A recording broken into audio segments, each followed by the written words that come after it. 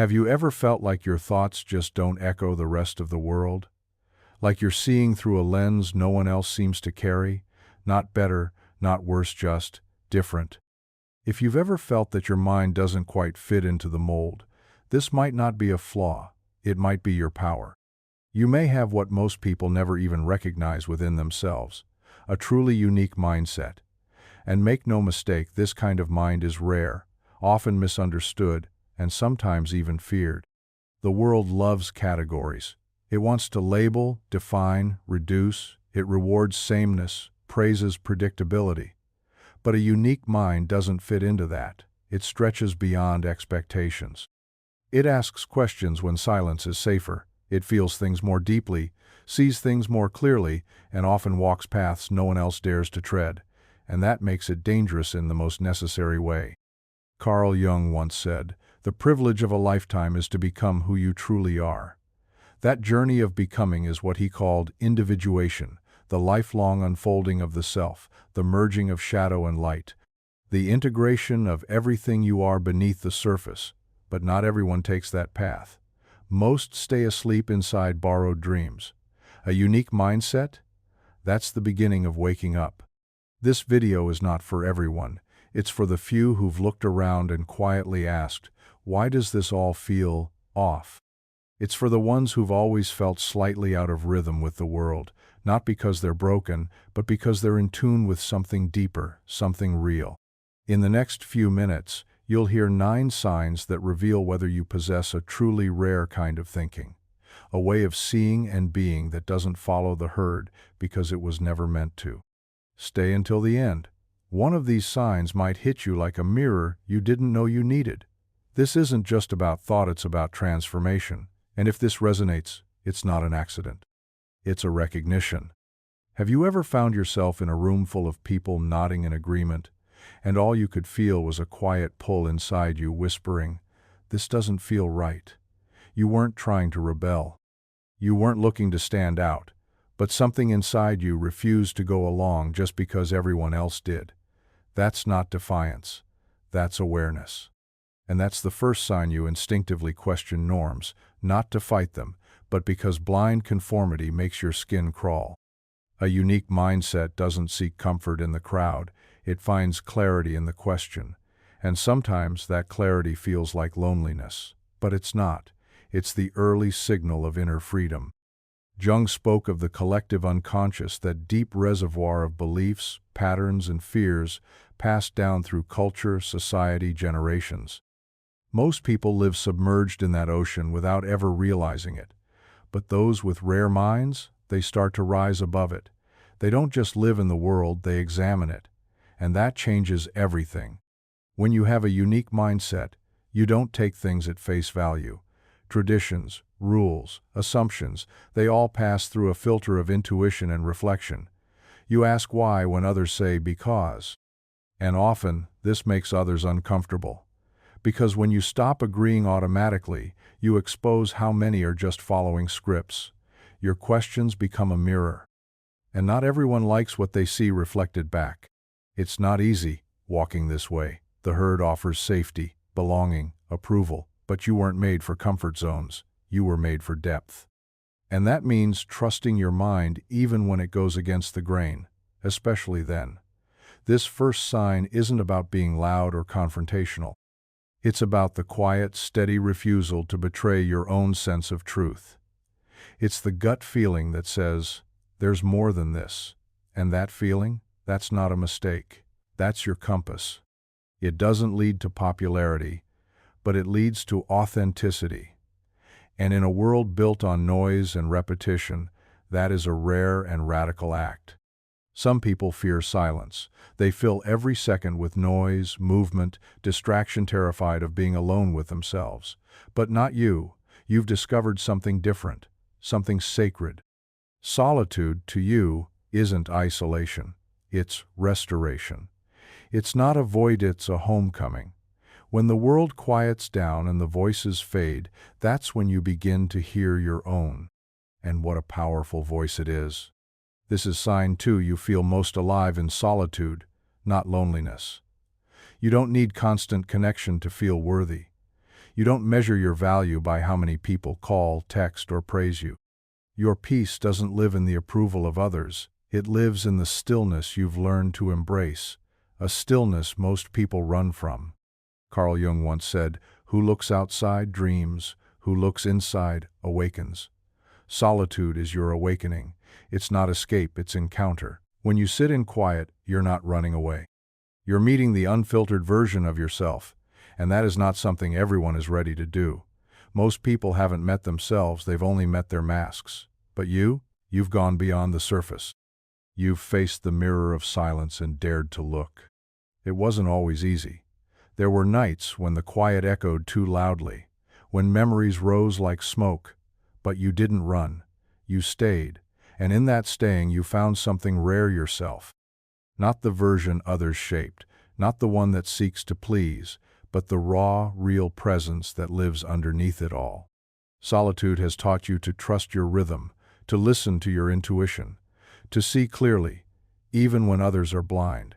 It's where your most honest thoughts were born, where healing began. And now? Now it's not a place you fear, it's a place you protect. Others might mistake your solitude for distance, coldness, arrogance. Let them. They don't know the richness of being alone without being empty. They've never tasted the clarity that comes from undisturbed thought. But you have, and that clarity? That's your edge, that's your gift. And it's one more sign that your mind was never built to follow it, was made to return home, again and again, to a deeper truth only silence can unlock. You walk into a room and feel everything, not in words, not in facts, but in energy, in tone, in what's left unsaid. A glance, a pause, a breath held too long. You notice. You always notice. This is sign 3, your ability to sense what others feel, even when they don't speak. It's not something you were taught, it's something you were born with.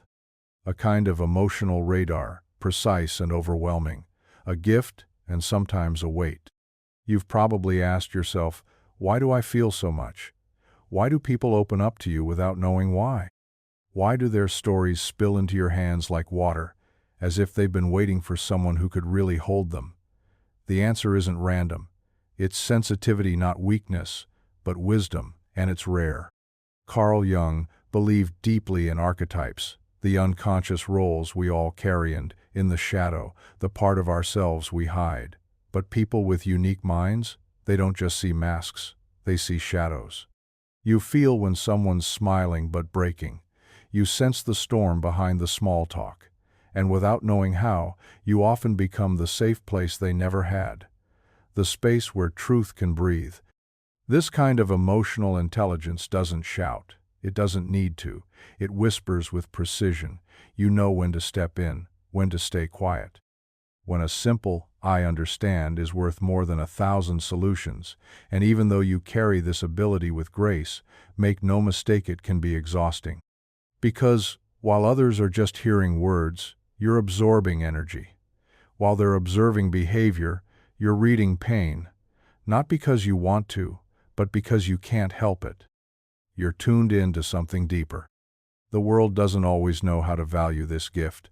Sometimes it calls you too sensitive, too emotional, too much. But the truth is, your presence is a mirror. And what people fear in you is not weakness, it's depth. Your capacity to feel is not a flaw, it's your superpower. And the more you embrace it, the more you become what Jung described as an individuated soul, someone who has met their own shadow, survived the weight of feeling everything, and come out stronger, softer, wiser.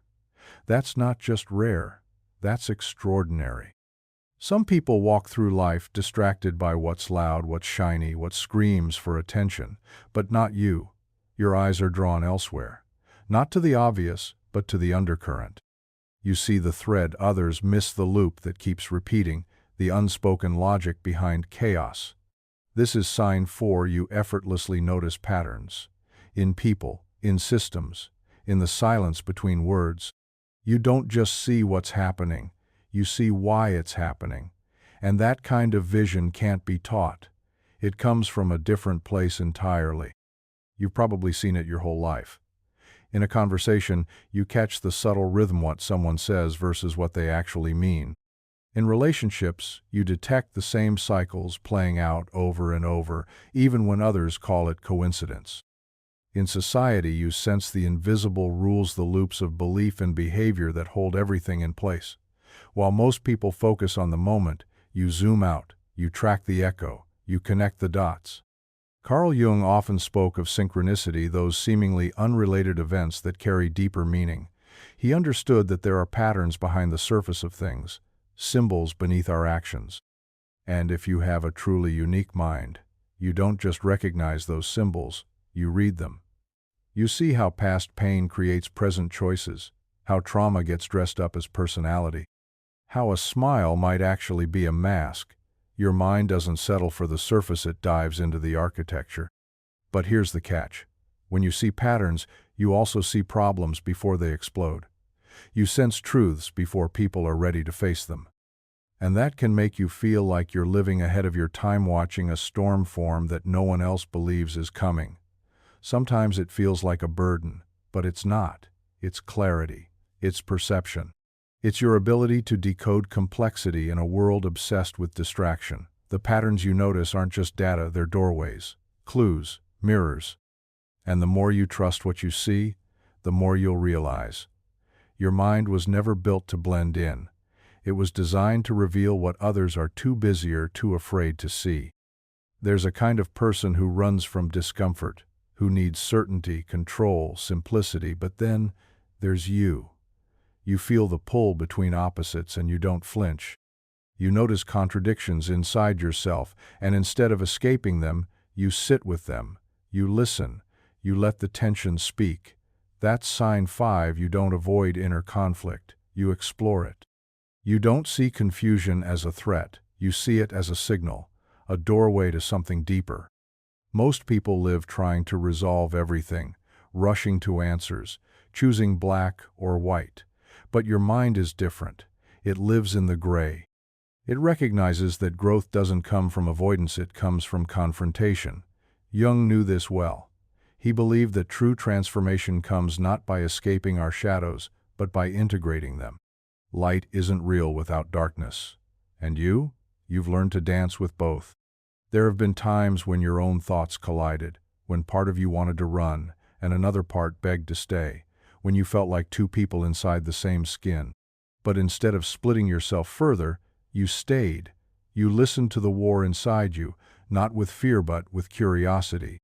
Because you understood something most never will, that your contradictions are not flaws, they are the raw materials of your evolution. The world tells you to pick a side, to be this or that, to be certain. But the unique mind doesn't obey that demand. It understands that wholeness comes from integration, that the soul is not linear, it's layered. You are not a simple sentence, you are a symphony, and sometimes the most dissonant notes create the deepest beauty. This willingness to hold opposing truths, to sit in paradox, to let discomfort stretch you, that's rare. That's the mindset of someone who isn't chasing peace through avoidance, but through understanding. And when others ask how you stay so grounded in chaos, how you find meaning in the mess, you smile. Because you know the truth. You've been to war with yourself and made peace. That kind of inner work can't be seen from the outside, but it is felt, and it is powerful. That's not confusion, that's evolution. And you are living proof of it. There's a quiet kind of confidence that doesn't need a stage, a presence that doesn't ask to be seen, yet is unmistakably felt. That's sign 6. You don't crave validation. You don't chase praise, likes, titles, or applause. Not because you don't care, but because your compass is internal. You measure yourself by something deeper than external approval. And that, in today's world, is revolutionary. From a young age, we're conditioned to seek recognition. Stars on a chart, grades on a paper, compliments from strangers. We're taught to measure our worth through mirrors we don't control. But at some point, your mind broke away from that noise. Not because you felt superior, but because you felt something was off. And you were right. The unique mind doesn't shine to impress. It shines because it can't help but be what it is. You've probably been overlooked, underestimated, even ignored, and yet you kept going. Because you weren't performing, you were existing. You were following something no one else could see, your own truth. Carl Jung spoke of individuation as the path of becoming whole, of stepping out of the collective illusion and into your own essence. But that path is lonely. Not everyone sees you when you walk it. And still you walk. Because you know that recognition is not the same as value. You'd rather be real than be liked. You'd rather be whole than be visible. Sometimes people ask how you stay centered without constant feedback, how you move forward when no one's clapping. What they don't understand is this: your fuel doesn't come from the outside. It comes from alignment, from knowing you are where you're meant to be, even if no one else understands why. And in that self-trust, there's a rare kind of freedom. You've stopped needing permission to be who you are. You've stopped explaining your path to people who were never meant to walk it. And that detachment, it's not coldness, it's clarity. Because when your direction comes from within, you can walk through noise without losing yourself. You can move unseen and still create impact. And maybe that's the most powerful thing of all, being able to live without applause and still feel complete. You feel everything: the beauty, the heartbreak, the tension in a room, the joy in a simple gesture. But what's extraordinary is this: you feel deeply, yet you stay grounded. That's sign 7. You hold a sensitivity that doesn't shatter you. It strengthens you. Because your emotional depth is not chaos. It's consciousness. Too often, the world mistakes feeling for fragility. We're told that to be tough, we must be numb. That real strength is stoic, detached, indifferent. But you know better. You've lived the truth, that it takes more courage to stay open than it does to shut down. More strength to keep your heart soft in a world that rewards hardness. Carl Jung believed that individuation, the path to becoming whole, requires us to embrace both our light and our shadow, to feel fully without being consumed. And that's exactly what you've learned to do. You don't drown in your emotions, you navigate them. You don't suppress them, you translate them. You've become fluent in the language of the soul. Yes, there were times when your sensitivity felt like a curse, when you cried in silence, misunderstood even by those closest to you, when you walked through life feeling too much, too often. But over time, you realized something sacred. This wasn't weakness. This was a gift, a compass, an inner richness that others couldn't comprehend. And now you protect it. You don't harden to survive. You evolve to thrive. You've learned that feeling deeply doesn't mean falling apart. It means tuning in to a frequency most never hear. And while others build walls, you build depth.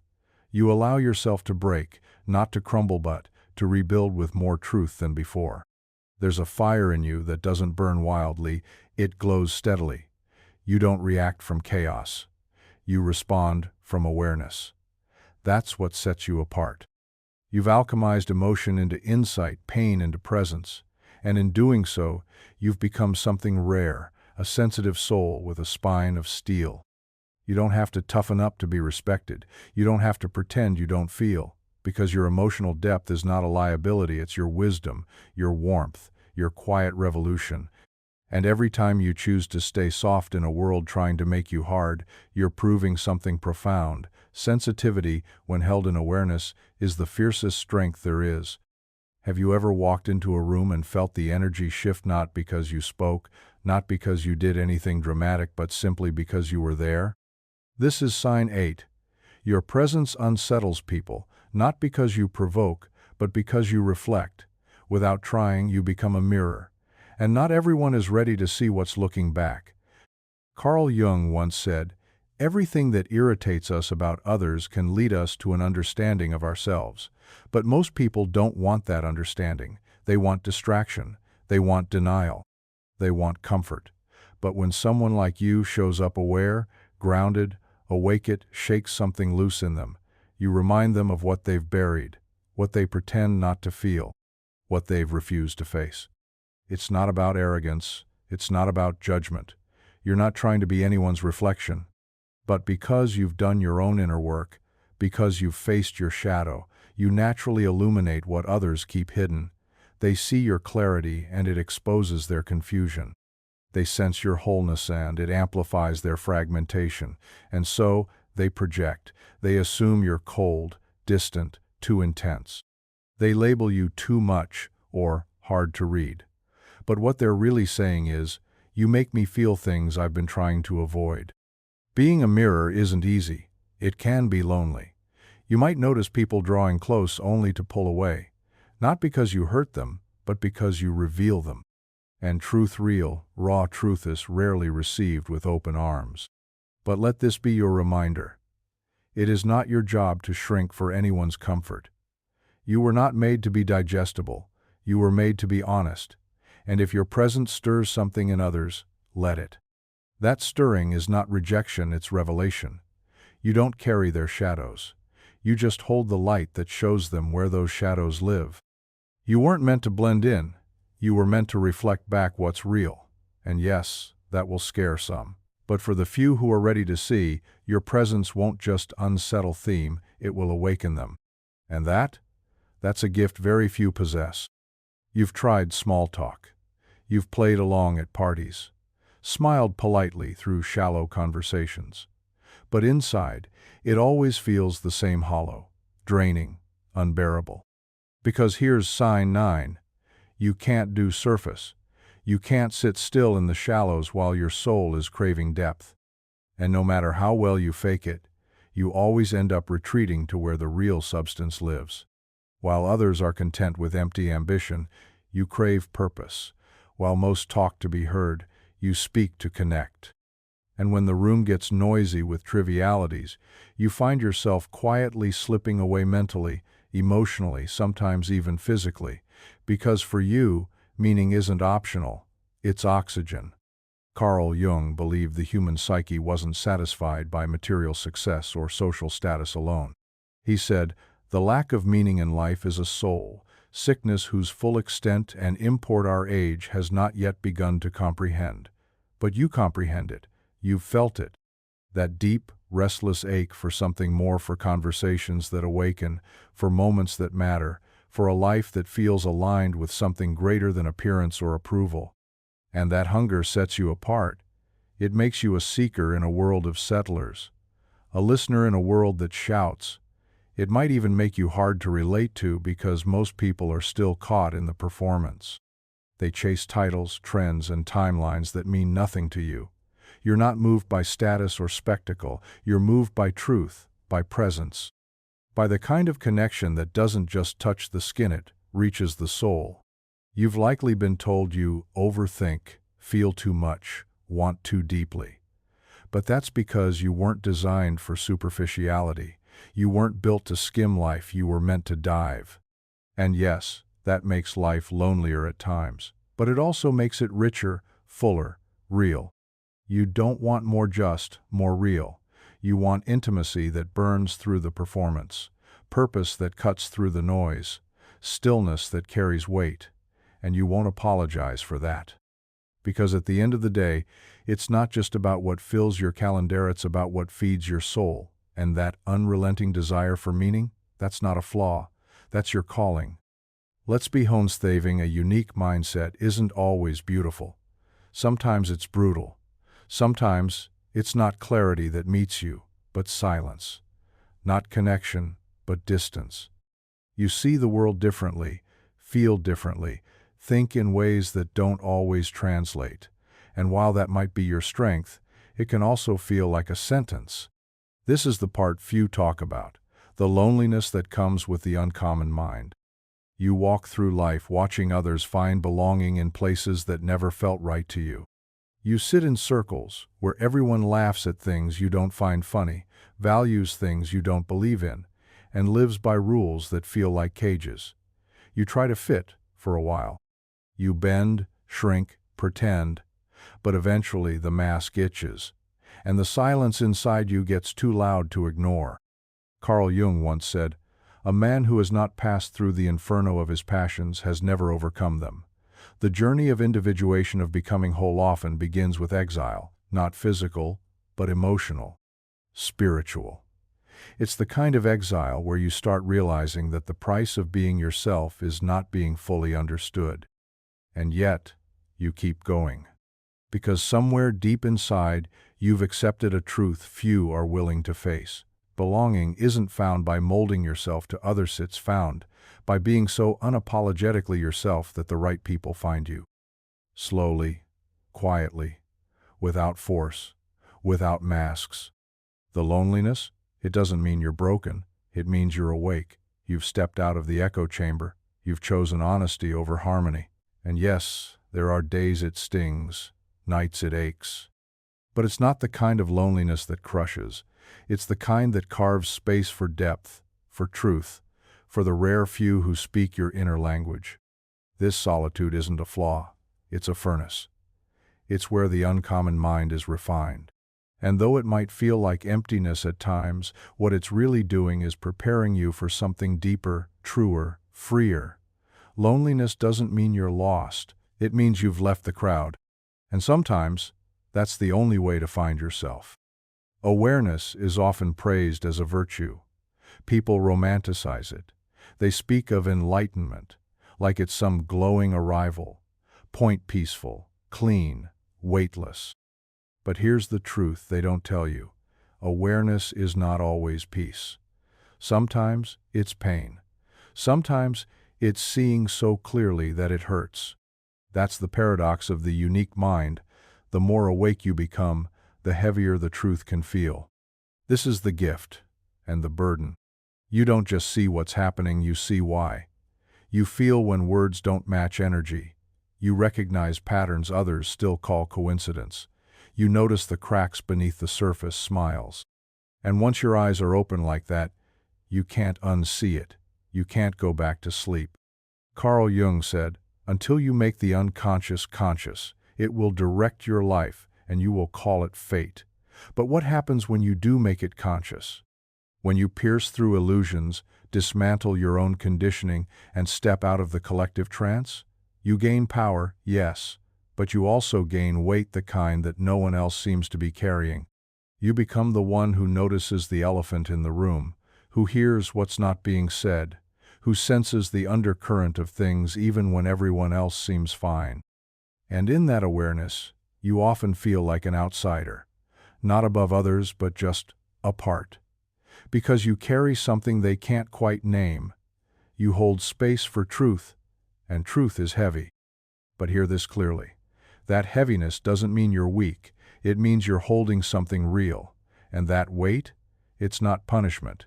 It's proof. Proof that you've stepped beyond the surface. That you've chosen the rawness of reality over the comfort of delusion. You're not always at peace, but you are always aware. And in a world full of sleepwalkers, that's not a curse. It's a calling. So no, this journey isn't always easy. It won't always feel light. But it will be real. And in the end, the truth doesn't just set you free, it builds you, one layer at a time. With every shadow you face, with every illusion you break, you are not weighed down by awareness, you are anchored by it, and that is what makes you unstoppable. People often mistake quiet for weakness. They think the strongest ones are the loudest, the boldest voice, the biggest presence, the most visible reaction. But those with a truly unique mindset, their strength doesn't shout, it doesn't perform, it doesn't need a spotlight, because their strength isn't built on noise, it's built on roots. This is the kind of resilience that isn't flashy but unshakable. The kind forged in solitude, sharpened by experience, and anchored in inner clarity. You've been through storms that would have leveled others. You've stood in rooms where you didn't belong, faced truths most people run from, carried weight others can't even see, and still you're here, whole, grounded, awake. People ask, how? How you keep going when things fall apart. How you stay centered when everything around you shakes. They see the calm, but they don't see the years it took to build it. The nights you sat with your pain and didn't look away. The tears you didn't explain. The truths you uncovered quietly.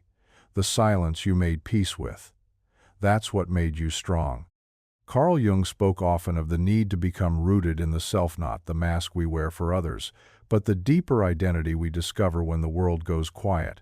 When you anchor yourself in that self, you stop relying on external conditions to stay afloat. You become steady in your own truth, even when the ground beneath you changes. This kind of resilience doesn't mean you don't feel pain. It means pain doesn't define you. It passes through you, but it doesn't control you. And when the world sees you walk through fire and come out calm, they call it grace. But you know better.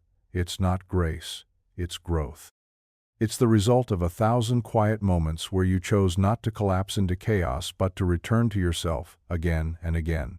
That's the real power of a unique mind, not in how loud it is but in how deeply it's rooted, because when the storm comes, it's not the tallest tree that survives. It's the one with the strongest anchor. And you? You've spent your whole life building yours beneath the surface. At this point, something becomes clear. This wasn't just a list of signs. It was a map, a mirror, a reflection of a much deeper journey.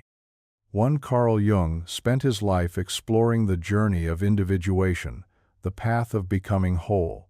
And if you've seen yourself in these signs, then chances are you're already on that path. What is individuation really? It's not about becoming perfect. It's not about becoming someone else. It's about becoming yourself fully, truthfully, without masks. It's about bringing the unconscious into consciousness, facing your shadow, embracing contradiction, integrating the parts of you that were once hidden, silenced, or feared. It's not a straight line. It's a spiral, a descent before the ascent. Each of these 9 signs, they aren't just traits, they're milestones, markers along the path of deep psychological evolution. You question norms not to rebel, but because your soul refuses to be domesticated. You find comfort in solitude because you've learned the value of your own company. You sense what others feel because you've faced your own emotional terrain. You recognize patterns because your mind naturally sees the layers others miss. You explore inner conflict because you know real growth demands tension, not avoidance. You don't need applause because you've stopped outsourcing your worth. You feel deeply yet remain whole because emotion has become your compass, not your chaos. You unsettle others not by force, but by being a mirror to what they refuse to face. And you can't do shallow because your soul craves what is real, not what is easy.